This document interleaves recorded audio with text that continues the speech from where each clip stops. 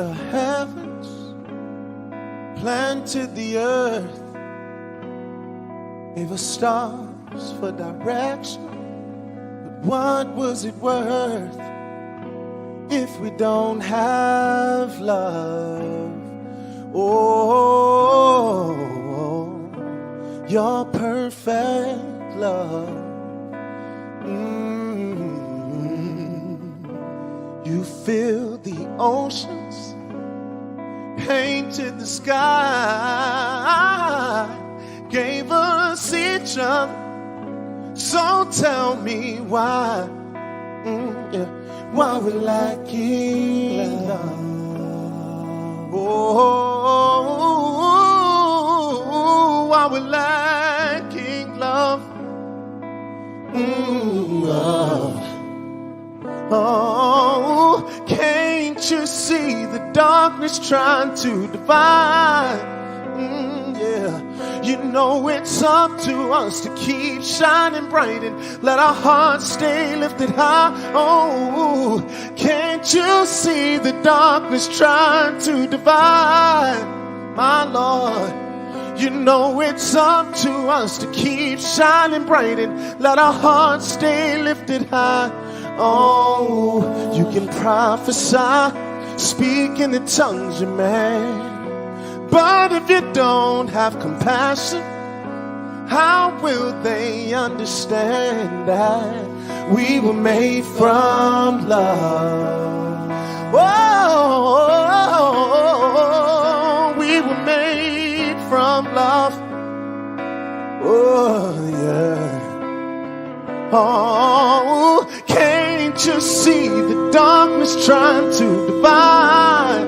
My Lord, you know it's up to us to keep shining bright and let our hearts stay lifted high. Oh, can't you see the darkness trying to divide? Oh, you know it's up to us to keep shining bright and let our hearts stay lifted high. Time to spread more love.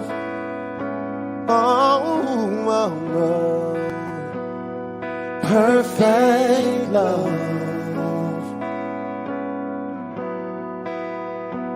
Supernatural love.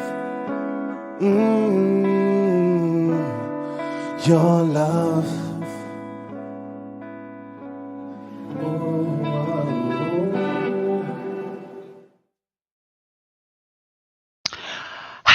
Supernatural love. Thank you, True Osborne. What a wonderful song, and what a great way to start a Friday. Welcome to Spirituality Gone Wild. I'm Debbie G. It's time for Cuppa Grata with a shot of expression and 2 squirts of reality. So today, all right, listen to this. A true story about the journey of a young girl from a small village on the island of Trinidad to life in America. Her experiences, trials, and tribulations open a portal to other dimensions and guidance from the archangels to spirit guides. Both her physical and spiritual life begin to merge as she accepts all that is connected, and life is about learning and growth. Now, at this phase of life as a grandmother, she realizes that the less complex life as a child and her connection with nature heightened her abilities and skills as a teacher, intuitive healer, and spiritual guide. Her purpose: to help you discover your path, trust your intuition, know that you have the answers to live a life filled with joy, peace, and compassion. Now is the time to polish your skills and be ready for the current shift in consciousness. We will be functioning from our sixth sense as we move into the age of Aquarius. Welcome to the stage, Miss Anne Fernandez, and she is the author of the book that we will be discussing today, which is right here. It is called Moonlight. And is that Ponwire? It's Ponwire, no U. Ponwire. Moonlight Ponwire. I So love if, this. so if you grew up on the islands, it would be like Moonlight Ponwire. So, Oh, and I can explain that if you like. The Moonlight Ponwire. I would love you to explain the Moonlight Panwaya. Okay. And welcome to Spirituality Gone Wild, Cuppa Grata. So the title came up when I remembered the first time we had an electrical light in the village because we had no electricity. And with the local slang, the villagers kind of stepped out and went, "Look, moonlight pon wire." So, the slang, they would leave out letters like U, and the would be like DE. So that's where it came Interesting. from. Moonlight pon wire. That's absolutely beautiful. I love this. So, one of the things that's really exciting is that you just started a book club, and I want everyone to know that's popping on right this minute that the book club is still taking. The book club is still taking people who want to come and join. So we'll put that information into the chat. In fact, Ronnie, if you can put that information into the chat, that would be super fabulous. All right, y'all. I hope you're all ready for this. We're going to get into growing up in Trinidad and what it actually means to reconnect with nature and why your experiences as a child, which some could view as being very harsh circumstances, were the very key to lead you in to your freedom. Wow. Yes. So I like to think of it like I love nature. And so I love trees. I'm always in nature whenever I get the chance because I think, it's in my soul. It's within me. I grew up with that. There was nothing else to distract me but nature. And so I think of it like seeds that were planted. So as a child, there were all these different seeds from different cultures, different religions, different beliefs, different attitudes.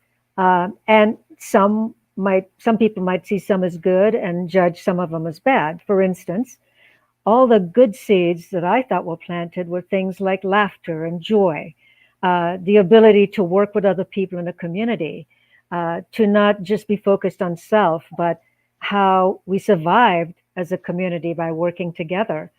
And I could go on about all the blessings that came from that, all the wonderful seeds that were planted as a child that took root and that grew into this tree later on in life. And so there were also some seeds that we might say were bad, like things, for instance, where when I went outside of the village, uh, there was some prejudice because my father is from India and very dark, and my mother came from England Well, and is very. actually, why don't we tell the story? Why don't we just show? Let's see if we can do this. Let's just start right here. So everybody, what we're looking at here, this is where Anne grew up. I don't know if you can see this on the screen as well as we can, but this is Trinidad. It's quite beautiful, actually. What are we looking at here? So Trinidad is an island. It says Trinidad and Tobago, which is the sister island. And it's about, I'd say 21 miles or so off the coast of Venezuela in the Caribbean. And it was an English colony. So until 1968, I believe, it was owned by England. So we had a variety of people on the islands, English, French, Spanish, blacks. Just such a mixture. I think it was one of the most diverse culture of all of the islands. And along with that, everyone brought their religions and beliefs and the foods and the music. There was such a variety. So I see all of that as a blessing that I grew up with all of that and was exposed to that. So being in the small community, I really feel was, for me, I look at it as a blessing. Some people might look at it as like, wow, you were so poor that there were times that you didn't know where the next meal was coming from.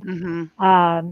Your parents would say, look, there's some crackers on the table with a can of sardines and 5 kids, and mom and dad had to share that.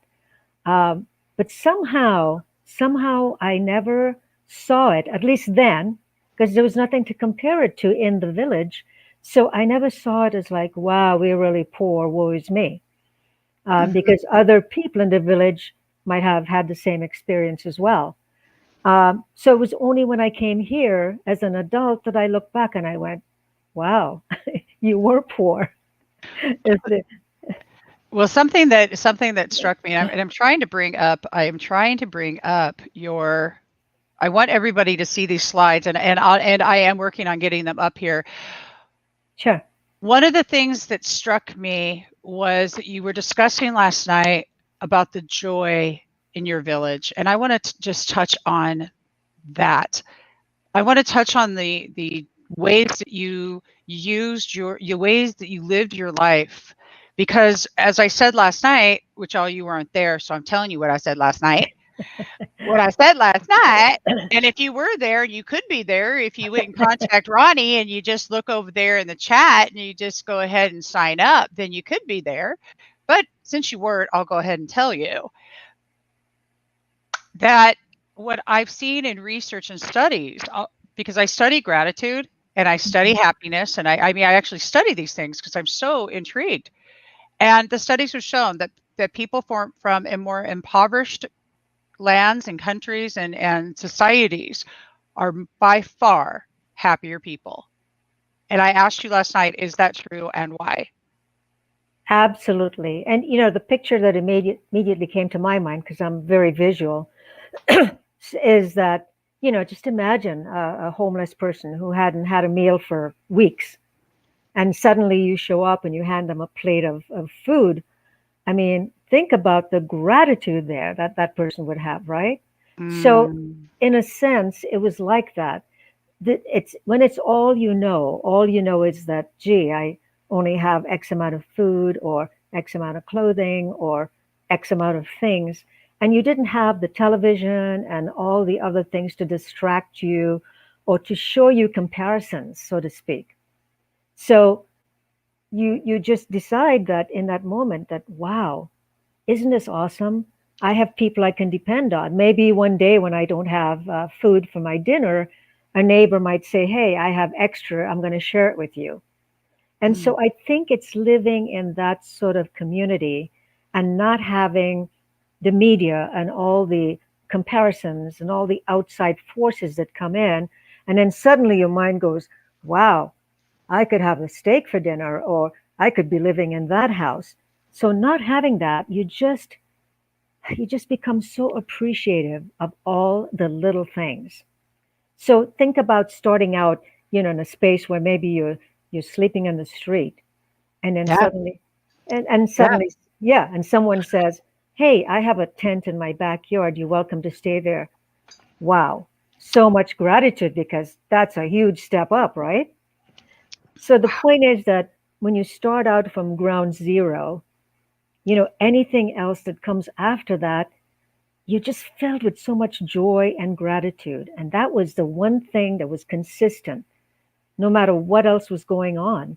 And we had to deal with things like floods and sometimes. Go ahead. Let's take a look at this right here. What are we? I know I'm covering you up right now, but just for a moment. But everybody, take a look at this. What are we seeing here?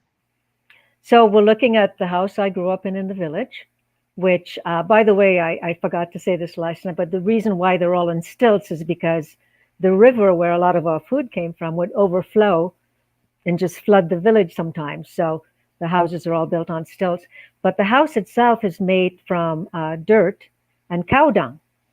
And so one of my chores as a kid was to bring dirt up from the river. It was like a clay type dirt, and sit at the back end of a cow, literally, and catch the dung that came out and mix that up and patch up my house. So that would be one of my chores. So these hands have been in a lot of things, all connected with nature. I want to say they've been in a lot of shit, but I'm just didn't say that. Did I just say that? I just said that. Well, thank you for saying it, because I just did. And you go, if you can't appreciate that right now, I don't even know what. Because I sat there. I'm gonna bring it up one more time. Y'all, look at this.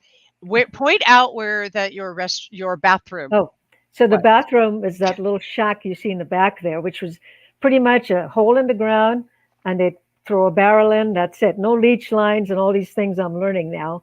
That was it. And when that one filled up, you just dug another hole and put that shed over it. And by the way, I love this. I love this. So no toilet paper. I didn't use toilet paper. What the hell? How did you survive? Oh my God. What? No, we didn't. No, we didn't use leaves. Wait. I'm just teasing. So, I'm just kidding.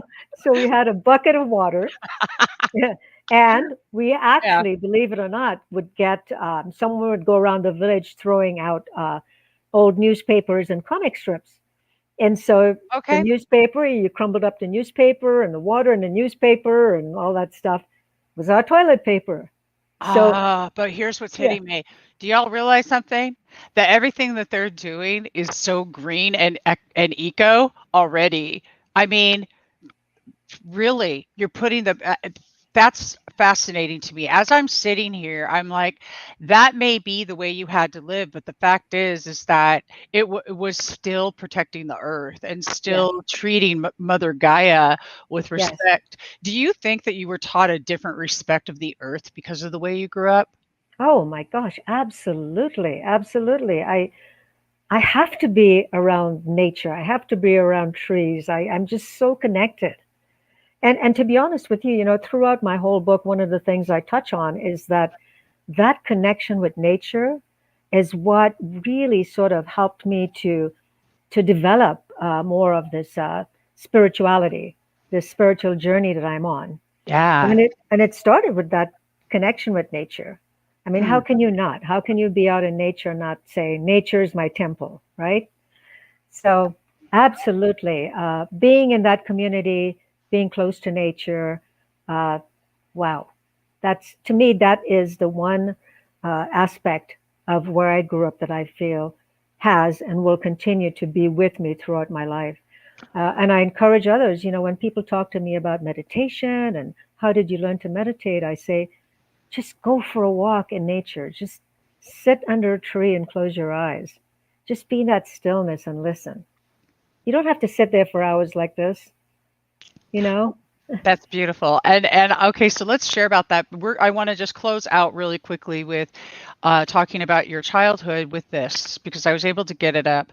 And the reason I wanted to bring this up is I want you to look at how glorious this is and how beautiful this land is and just let that soak in to all of you that are watching right now because I personally am in just so much gratitude for learning about this and the deep appreciation that I have for your experiences so that you can now come forward and teach us how to live life a little bit easier, maybe do this human thing just a little simpler.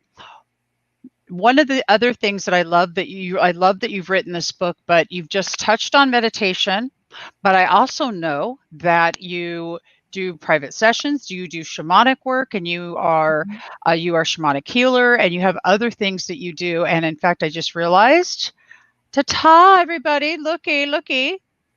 Her website is floating across the bottom of the screen here. Okay, so this is where you book with her. But let's start talking about some of these things that you have incorporated into your everyday reality now. Let's start with the Yeah. shamanic work because I love that. So I just want to say that when I coming up with a title for a website, it was like, wow, I have over 60 years of, skills that I've gathered from childhood all the way through all these experiences. Some my life experiences, but others learning from teachers and reading and going to college, all of these things. So I feel like I gathered this bag of tools, if you will. Mm-hmm. And at first I thought, well, how do I describe this? I don't just do one thing. And then it finally dawned on me, you know what? When I am working with someone, whether I'm working with a group or a client, they may show up and have some idea of what they think they need. But as soon as they show up within minutes, I can zone right in and say, okay, so this tool over here, I think will work best for you. This tool over here might fit best for this person. So I feel blessed to have gathered all these different tools. So, from Reiki, I'm a master Reiki healer. I've been teaching meditation for almost 40 years, as well as clinical hypnotherapy work. And Oh yes. yeah, Okay. All right. So just I love this. It is the way that you create alchemy. Life is an experiment. You have been experimenting. yes. All right, let's talk about Reiki. For those that most of our audience knows about Reiki, but I want to talk about Reiki and also the fact that you will you do the Reiki levels with people as well, yes? Yes, absolutely. I can certify people actually. I've taught some classes where I can certify people all the way up to the master level as well. But the easiest way for me to explain Reiki, I always tell people, when you were a kid and you fell down and had a bruise or you cut yourself and your mom ran over and she put her hand on it and she hugged you and said, "Oh, sweetie, it's okay." Guess what she was doing? Reiki. We just didn't call it that. In other words, she was sending love and intention and moving energy into that area that was painful or uncomfortable for you. Hmm. And so, in a sense, it's like that. So the practitioner is, opening up their awareness, connecting with the person's awareness. And in that energy field, the practitioner can now sort of zone in on where things might be off balance and just sort of balance things out with the chakras. For me personally, it doesn't happen for everyone, but for me personally, as soon as someone opens up to me, I can start seeing their own spiritual guides, messages start coming through, and it's always about helping that person to move forward in their life. So, yeah, pretty powerful medicine. I love this, and it's exciting. So here's what I also know, that if you have ever thought about being an energy worker and you thought, well, I want to work with energy or I want to learn more, this is a really great opportunity for you to do that. So you can go to risingawareness.com and you can check it out. And I just want to show a picture to you all of Anne the healer at work. And there she Yes, goes. that's Now, me.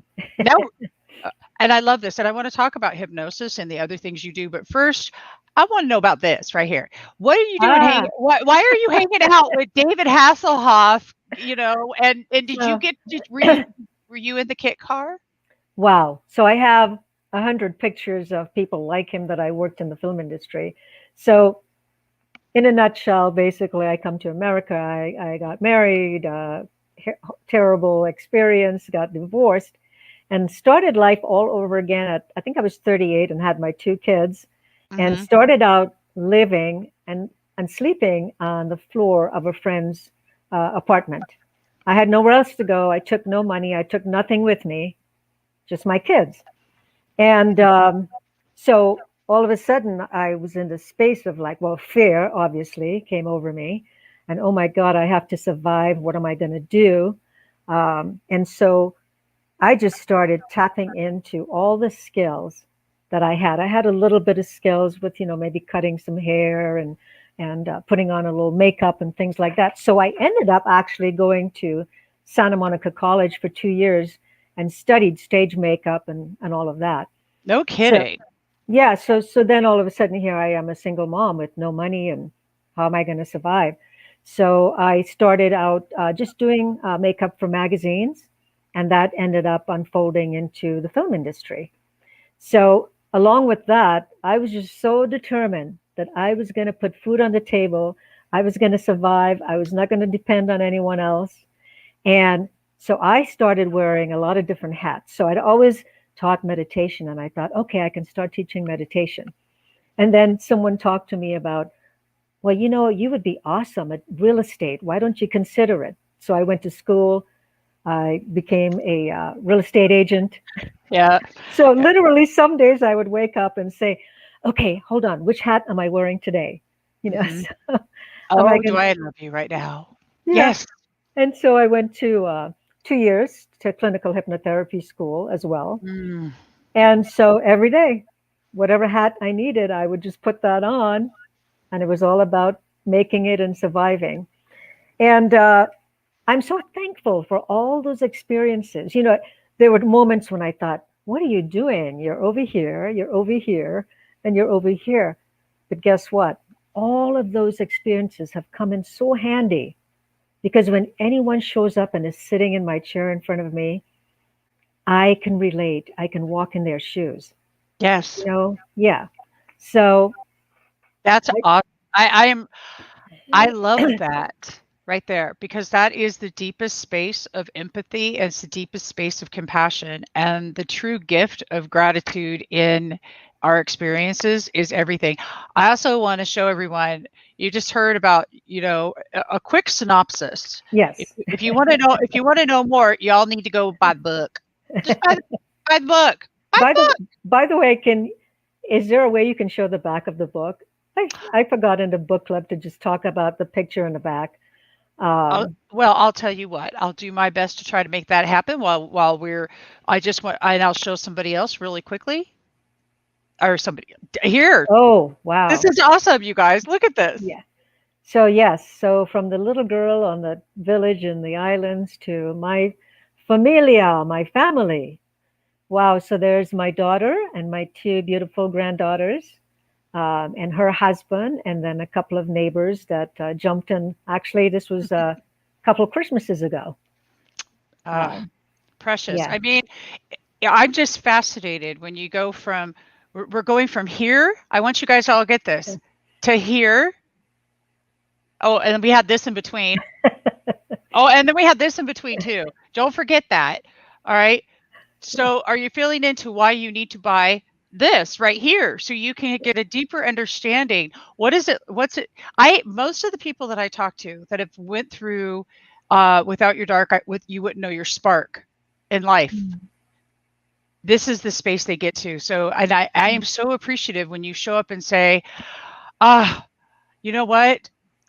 I'm still here. I'm breathing. I'm still okay. And in fact, I'm better than okay. Let me show you how. So, and I'm loving this. Let's say good morning to the audience. Dino's saying, I'm so inspired. Dina. Yeah. Thank you. Hi, Dina. Thank you. Julie is just, God bless you, Anne. This is great. Great. Julie, God bless you too. I love you guys. Thank you, Elaine. I love that. So if anybody wants to actually sign up for the book club, I'm going to put this up here. It's in the chat. What you do is you connect with Ronnie at evolvinghealtheducation.org. By the way, they can also, in case they forget that, I have all that information, evolvinghealth.org, on my website as well. So they can also find it there to sign up. And it's recorded. So if they missed the last one, it's recorded. Ronnie can send that to them. Oh, that would be great. I love that. And next week is going to go into the second week. And I really highly encourage everybody to please let's have some fun. Okay. Let's have some fun. You guys all need to be hanging out with us in the book club. That's what I say. And in just a minute, I'm going to bring up the back of the book. But before we do that, let's talk about hypnosis, because it's a fascinating field. There's a lot of people like, you can't hypnotize me, or they think, well, what, you're going to make me, walk like a chicken and bark like a dog? I mean, what's up with that? Oh my God, no, you're going to take over my body? No. So let's get some clarity as to what that it actually is. Well, to keep all of that simple, I'm just going to say that all hypnosis is self-hypnosis. So as the practitioner, you know how to guide that person into that quiet space within themselves, taking them beyond the monkey mind, all the conscious stuff that's always going on for all of us, and to just kind of shift them beyond that into that deeper part of themselves, what I call the hard drive, or the filing system, if you will. Because every single experience that we've ever had, whether we remember it or not, is filed in that filing system or hard drive. And we respond and react to our lives every day from all that information. You can't go to a library and research something without knowing that someone had some input into all those books. Or you go on Google, well, someone had to put in all that information, right? So you're going to get out of that from the information that someone had put in there. And it's the same thing with us. You can't live your life any differently than all the information that you have filed in there. That's what you function from. So if you have a habit you want to change, some behaviors, some beliefs, then the best way to make that shift is to use hypnosis. It's such a powerful tool. And that takes you into that space. And someone like myself will guide you through a process to help you now remove. It's like, oh, I don't need that anymore. Thanks. You served me well for a while, but now you can leave. And then what I do is I help them replace that habit or behavior with something more positive. So it's a very, very powerful tool. And in the very beginning, I did have people say, okay, are you going to make me do this or do that? Or, Yeah, yeah. I even had people do this, like, are you going to do that? So, I mean, yeah, because the belief systems of what we're taught out there, right? yeah, that's filed in here, right? So, That's yeah, totally. yeah. So I love this. And how are you able to practice? Do you practice hypnosis in your daily life? Pretty much so. The meditation and practice, all of that is just sort of a norm for me now. It's like anything else we do. And that goes back to hypnosis. When we do something, the infamous, they said 21 times, it becomes a habit or behavior. So just think about how powerful that is. So do you want to be successful? Do you want to be happy? Do you want to change a bad behavior? Then practice whatever it is you want 21 times. And then it becomes sort of the norm. Our brain likes for us to have things sort of an automatic. It doesn't really want to be processing. Oh, does she want me to do this? Does she want me to do that? Oh, no. It loves it. If we pick up a cigarette, or we're doing things even that we don't really want to do, but we keep doing that oftentimes enough, and the brain finally says, oh, when she's stressed out, she likes to grab a cigarette. So I'm going to make that happen so I don't have to process all that stuff. We'll just make it happen automatically. That makes sense. Yeah. One thing I do want to say about hypnosis, though, is really when people ask about hypnosis and what I might make them do, I said, do you realize that we are all walking around hypnotized? That the media has hypnotized us from day one? This is what you should wear. This is what you should drive. This is how you should eat. This is what you should do. And if we keep taking in all that stuff, we're being hypnotized in a sense, right? Completely. Oh my God, that rocks. I love that. Yeah. Yes. Yeah. I don't know that I ever stopped to really kind of digest it like that. Yeah. That's a really good point. I like that one. Okay. I am going to bring up this. Okay, we're going to take a little shift, everybody, and go into, this is the back of the book that you asked me to bring up. Hello? Uh-oh. I think, I think we might be frozen. I think we might be frozen. She'll be right back. That's why I was shifting everything, because I thought for a second. So while we're waiting for her to get back, what I would love to do is tell you all what's going on with Spirituality Gone Wild. We're doing a huge 420 event that's going to be coming up. We will be doing that in, she'll be right back. We will be doing that in the KINS community to raise awareness. This is a community for veterans. It's a self-sustaining community, and I have information out there on Spirituality Gone Wild's page about that. And guess who's back? So what happened there? You know what happened there was simply the internet. Well, no, I was going to say, since I'm so connected to the spiritual realm, I think I just sort of, shifted to another level just for a minute, but I'm back. Oh, good. I'm glad. We beamed her up, Scotty, and now she's back. Yes, you did. Like Spock. You know what? I want y'all to think about something right now. What is it that you've seen, like, I've talked about this before, from the Jetsons to Twilight Zone. I remember talking to some buddies of mine that are in their 70s and talking about the Twilight Zone and how that they didn't even have TV. Then when they got a TV, then the show came on called The Twilight Zone. And now that they're this age, they're watching a lot of that stuff happen. It's in our reality, and it's like, yeah. So right. I'm just wondering when we're going to be teleported. Yep. Well, Okay, maybe. that's a whole That's a whole other other thing. We're a not gonna. whole other But you know interview. what? But you know what? If you get your hypnosis down and get your belief system switched over, see, shift of perspective is, I do believe, shift of Yes, perspective is all we're really needing here, and it's different belief systems, set or patterns. Here we go, and hypnosis is, I believe, my experience has been one of the best ways to do it. It's also one of the calming. But my yes, brain gets out of the way, and because right. it's always going. So Yes. what I had brought up before you teleported, what you guys, it just kills me. All right, the back of the book. Yeah, so I wanted to talk about that picture for a minute because that was taken. So my best friend, her husband died, Hmm. and she was in distraught, and I knocked on her door and I said, "I'm staying with you until you can be on your own." And Hmm. so she wanted me to go with her. We traveled all over to Mammoth, to wherever. She wanted to spread his ashes all over. And so this was up in Mammoth, or past Mammoth, actually, way up in the mountains. And we hiked way up past this lake. And she just spread the ashes. And I stood up on this rock and I wanted to make her smile. So I was actually being funny. And I went, ta da, and stood on the rock.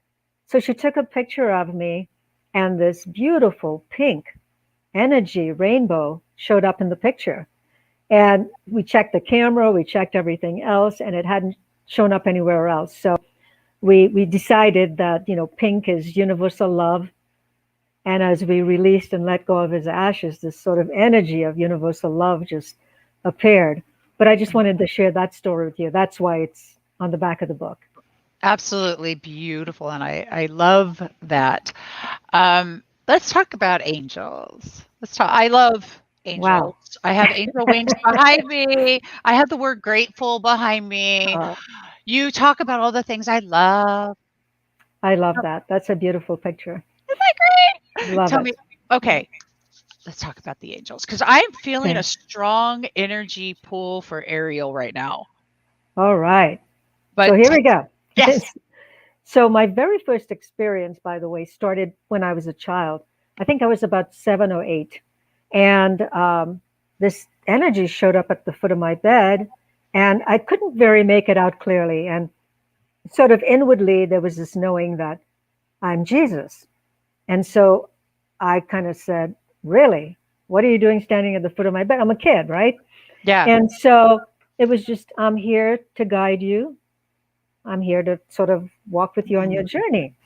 And so later on, of course, as I wrote in the book, I thought, well, I followed the Hindus, I followed the Muslims, I followed the Christians. I mean, I was involved in all of those. Yeah. And why Jesus, right? So it could have been any deity from any religion. But that's where it began.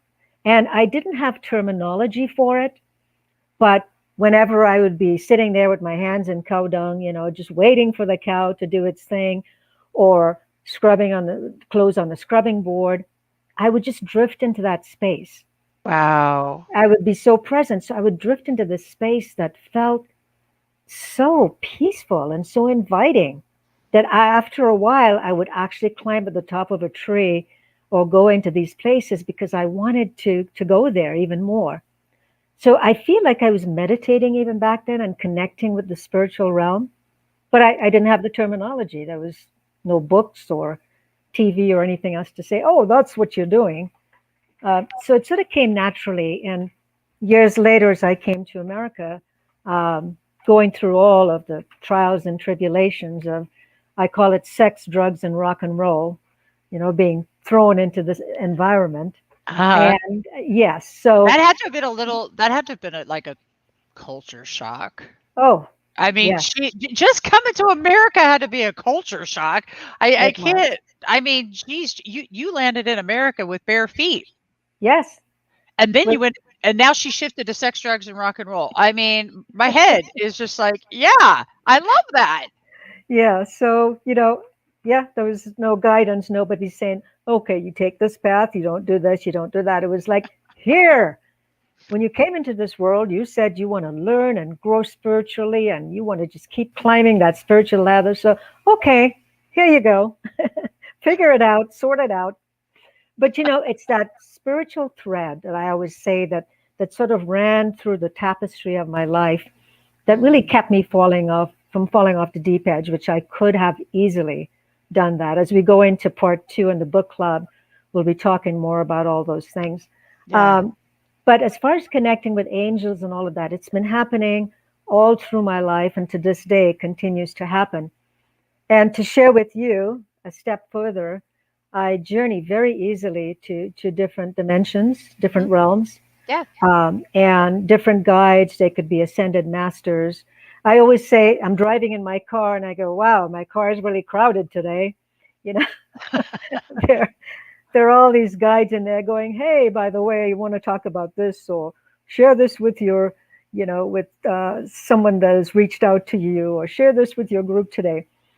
So there's these constant downloads, and I guess you can call it channeling in a sense. And so, by the way, that is something I do as well. I can channel for people, for a group. I also do a lot of mediumship work as well. So, yeah, all of the stuff, it feels like there's this open portal, and all I have to do is say or set the intention. Okay, this is what's happening. And then just the information just starts to flow.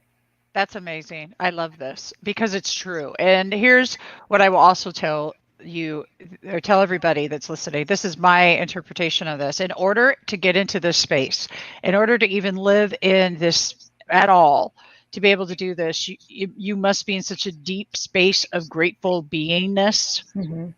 Because there is no I've never been able to connect unless that I was in a space of, I don't even know if there's words for it. It's an at one-ment. It's an at one-ment with source that just is.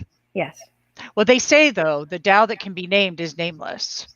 True. Very true. So, very true. Right? I think about, yeah, but I love this. So are all these things possible? Yes. And as the channeling goes, I'm also picking up, you're just a conscious channel too, though. I mean, but we're all let's talk about channeling, though, so everybody gets what this conversation's about. Channeling is like a radio. I see it, and you can tell me how you see it. I see it like it's a radio. We're the radio receiver tuning our station, right? And and if it was like an old AM radio, there is such a thing, y'all, as AM, and it goes. And then you go until you find the tone or you find the frequency that it connects with, and there you go. And then you get clear sound. That's how I see channeling. Well, that was perfect. Absolutely. It's about just tuning into that frequency. And by the way, everyone channels. They just don't realize they're doing it. If you're painting or even cooking a meal that feels like, wow, this is awesome, this is creative, there is a space when throughout our day we're channeling. We just don't realize it. So everyone is capable of channeling. I just happen to use it as one of the tools to help my clients and work with my clients and when I speak to groups. And then also because I have, like I said, these my peeps, if you will, this what was that, the Verizon commercial it reminds me of? You've got all these people like walking up, saying, but it's like that. It's like a constant. I've always had them with me all my life. And so I can either decide, number one, that I'm going to speak to one guide that is there to purposefully help a person that has come to me, or sometimes I just open the door and it's like, okay, here are the words. This is what you're going to talk about today. Beautiful. So it's everyone channels, but like you said, you have to get into that frequency. And one of the best ways to do that is meditate, whatever way you can, because it develops that muscle. It's like if you want to go develop your physical muscles, you go to the gym every day, and all of a sudden you go, wow, look, check this out, right? So if you want to develop that inner muscle to make that connection to source and to your higher self, just keep meditating. And all of a sudden, I can be in a mall with people all around me making noises, and I can decide in a moment, okay, I'm going to go into that space. I need to shut off all this stuff right now. And I can do that just by setting an intention. But that only happened because I've been meditating for so long and I developed that muscle, so to speak. Does that make Beautiful. sense? Oh, Yeah, it makes gorgeous sense. Practice, practice, practice. It's that's all right. in the practice. One of the things that was coming to me was the fact that with everything that we've all experienced as an entire consciousness around the entire planet for the Mm, past year, one of our biggest gifts we've ever been given, called the big old pandemic, well, it has been our best friend, I think. yes. And I know that it has, because it made us all stop and get present. But one of the things that I would like to, I think there's a lot of anxiety. People are still working through anxiety right now. And meditation is one of the best ways to work through anxiety. So I'm curious, how would you like to, the ones that are listening, watching the replay, make sure you're not Mhm. driving or doing anything. Are you up to going ahead and leading us all through just a short meditation, something that everybody can start practicing every day right now? And we'll just go through a few minutes of what that looks like and what the breath looks like and how that we can really get into that space to make today a day that there is just nothing but gratitude moments all day long. Mm. Yes, absolutely. I would love to. I think one of the first things that help us to get into, whether it's hypnotherapy, whether we're Mhm. trying anything new and different to us, is to just for a moment just get rid of all the beliefs and the judgment you might have around it. So, as soon as I'm working with people who have not meditated before, all of a sudden there's all these thoughts coming in. Am I doing it right? Am I doing it wrong? You know, what is this going to do? If we could just shift all those thoughts, or not block them, but if you could begin by just breathing normally and just allowing those thoughts to come, whether that thought is saying to you like, oh, I have to hurry and go shopping, or I have all these things to do, or oh, am I going to be able to do this or not? Just let those thoughts flow through your mind as you breathe. So begin by taking some deep breaths. And like I said, as those thoughts come into your mind, just observe them. Don't judge them. Just observe them, as though you're watching them on a screen and they're just sort of drifting by. And with each breath that you take, you notice that less and less thoughts drift by in your mind. And now you can begin by setting some intentions. As you breathe in, recognize that breath of life that we take for granted. Each breath that we take is what keeps us alive. So let's be in gratitude just for that breath and just for this moment. Because that breath of life and this moment is all we have right here, right now. Nothing else matters. Nothing else matters. In a few moments, you can get back to all the daily stuff that we all do. But right now, just breathe and be in this moment. And so send that intention as you breathe in of allowing yourself to just drift to a deeper level of relaxation. As a matter of fact, let that breath take a sense of calmness and relaxation all through your body, relaxing all parts of your body. And use that breath as you breathe out, sending that intention of releasing tension, anxiety, just letting it go. Just finding that rhythm of breathing in relaxation and breathing out tension and anxiety.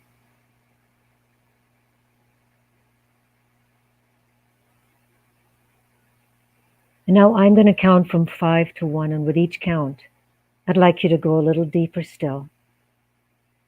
So as I go from 5, allow yourself to go deeper still, going from 4 all the way down to 3, all the way down to 2, and all the way down to 1, completely and deeply relaxed at 1.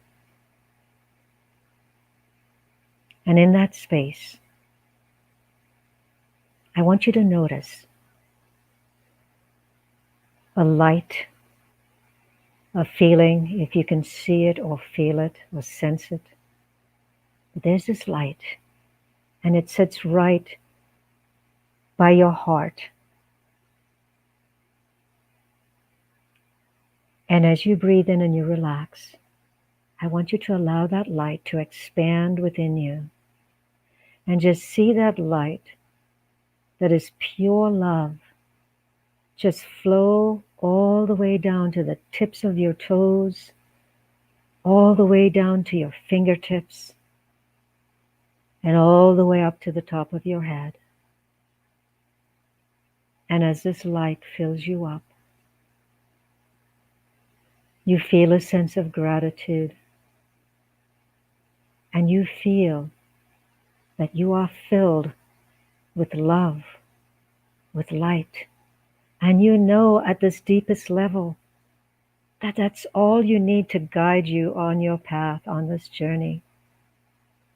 All the other things that we gather in our lives, all those things just disappear or wash away at some point. But the one constant is this light and this love within you, within me, within all of us. So why not each and every day just tap into that light, tap into that love. I promise you it will guide you when you feel confused, when you feel anxious, when you have challenges in your life. Just take a moment, breathe, count from 5 to 1, and you will be in touch with that light and that love. This is your higher self. This is Source. This is God, whatever you choose to call it. But this is your guiding light. So access it. Use it. And now feeling that calmness, feeling that love that just spread through your whole body, your whole being. As I count from 1 to 5, I'm going to ask you to slowly bring your awareness back now. So counting up to 1, bringing your awareness up to 2 and 3, coming all the way up to 4, and at 5, take a deep breath, feeling refreshed, feeling relaxed. And remember, I just actually implanted a seed in there so that every time you want to experience this feeling of relaxation, all you have to do is say 5, 4, 3, 2, 1, and you'll be there. Thank you.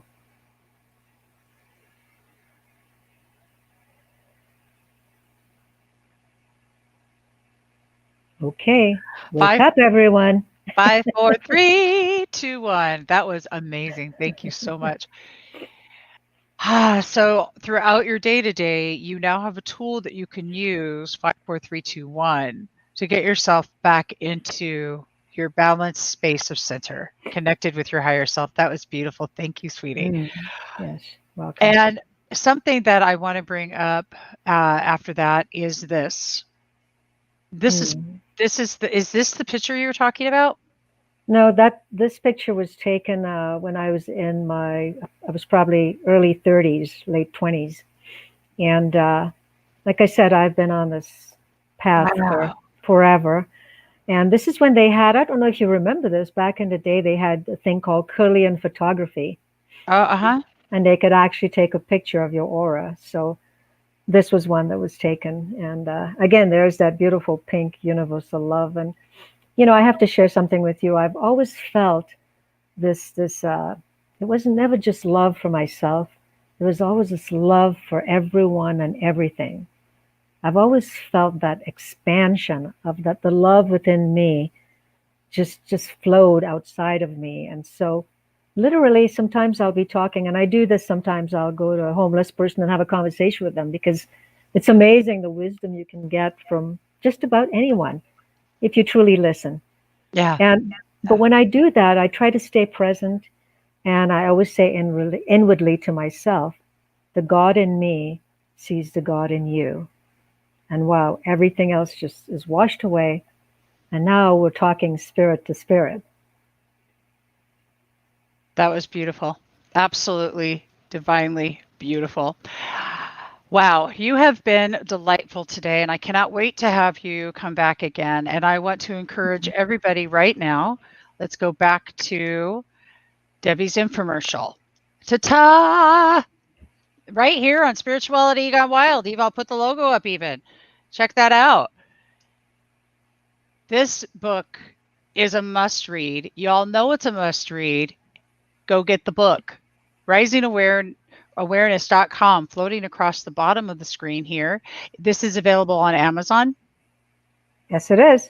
It's available on Amazon, everybody. You see this? On Amazon.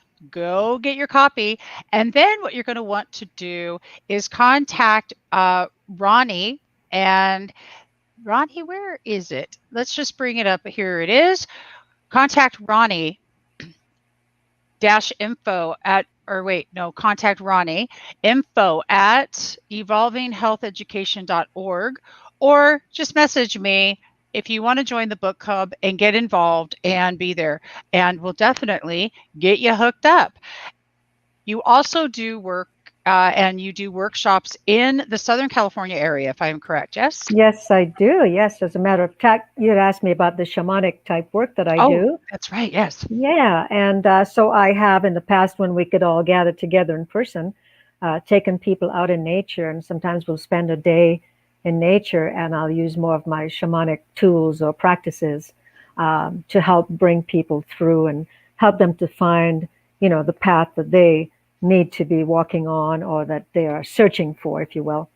And so that connection with nature and the shamanic practices, I do that also. And I do counseling online using my hypnotherapy or meditation practices as well. And yeah, we're going to be doing some retreats coming up. Ronnie and I have been talking about putting together some retreats, which I've done in the past. So lots of great things coming up. That's super exciting, and I cannot wait. Okay, I'm coming back up to the screen. Hi, everybody. Okay, here we go. So, raisingawareness.com, floating across the bottom right here. Everybody, get your book. Go to Amazon. Get your book now. I want to know who's got their book. Type it in the chat, or let me know and send me a message letting me know you got your book. Okay? Seriously. And don't forget to go and check out this edition, because it's about to get archived, because a new one's getting released, and we're going to have James Twyman on the front of our next Grateful Living e-zine. Check your email, because you probably do have a link in there if you've ever subscribed to Spirituality Gone Wild or Unify. Grateful Living, Jonathan and Andy Goldman, and there are some dynamite things in there. You can get this, which is a free chakra tuning, which is fabulous. And believe me, I did it. They're really good. Oh my God. And this was seriously cool. Gutsy. Got to be gutsy. Anyway, so check out Grateful Living. You get there by going to spiritualitygonewild.com. It says Grateful Living. It's really super easy to find. And in the meantime, I just know you've all been over to Amazon one more time to go get Moonlight Panwaya. Moonlight Panwaya. That's right. Come on, say it with the accent. You can do it. You do it, and then I'll do it. Okay. Moonlight Panwaya. Moonlight Panwaya. There you go. Boom. Wow, you're in. I'm okay. I'm in. Y'all in? I'm in. I don't know if you're in, but I'm in. All right. Thank you, sweetheart. You have been phenomenal today. And bless everybody. Oh, shoot. I have one more thing, y'all. Just hold tight. And this is the 420 Puff and Plant Hemp Celebration. This is for hemp seed planting on Earth Day. 2,000 pounds of hemp seed for the Veterans Village at the Kins community, owned by Mr. Bruce Parolin, who owns Hemp Incorporated. He is all over the United States building these communities, sustainable communities for veterans and women and children. And it is extraordinary work that he is doing.